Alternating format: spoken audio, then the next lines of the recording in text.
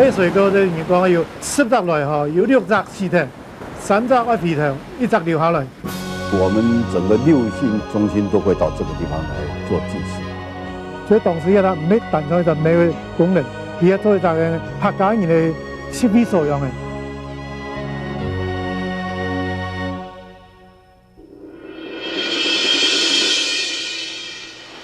淡水河是台北盆地生态嘅河流，佢嘅水头分别由新店区、基隆河同太口坎区。到了淡水8里一帶來匯流之後呢，是流向了台灣海峽。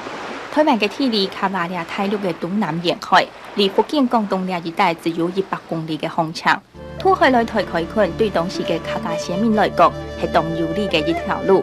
客家先民土海來台是係坐定了太風船，來到了淡水河嘅河橋登陸之後，再個坐了細船竹排停在河壩上，前面嘅適當嘅蔬菜來落地生根。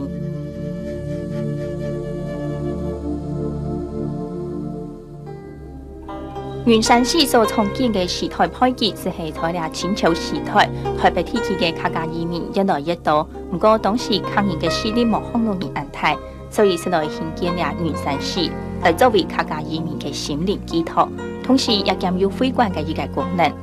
圓山市嘅左右橫木係做人客建，也作為因客家移民參與落腳嘅素材。當到抗議來到也時間，全部都落行卡來下面上，來下面之前呢，鐵站幾度來到也帶到也。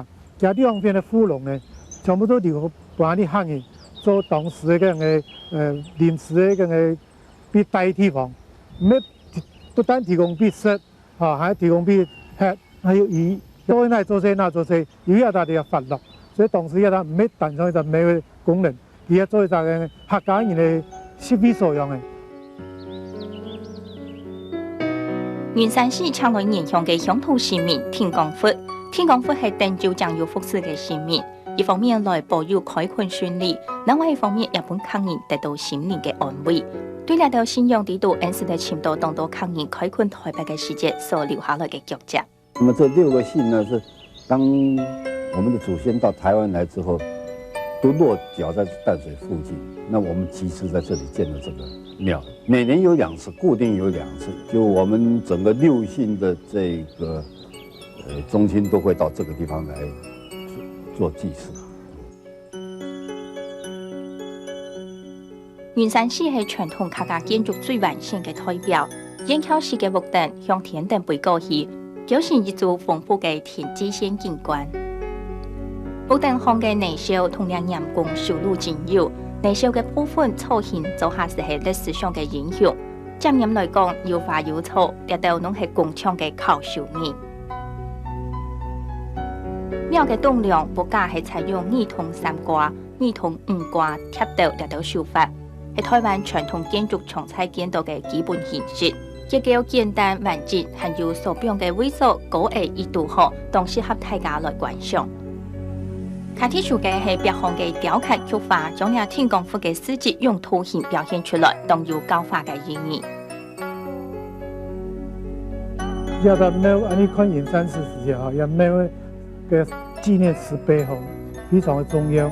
哈，也都寫了沒有一個歷史，包括過去要發展，全部記錄到地方。所以你來沒有時間啊，除咗看呀，沒有建築，沒有格局同埋以後要識別，也非常重要，就代表沒有一個身份證指引哈。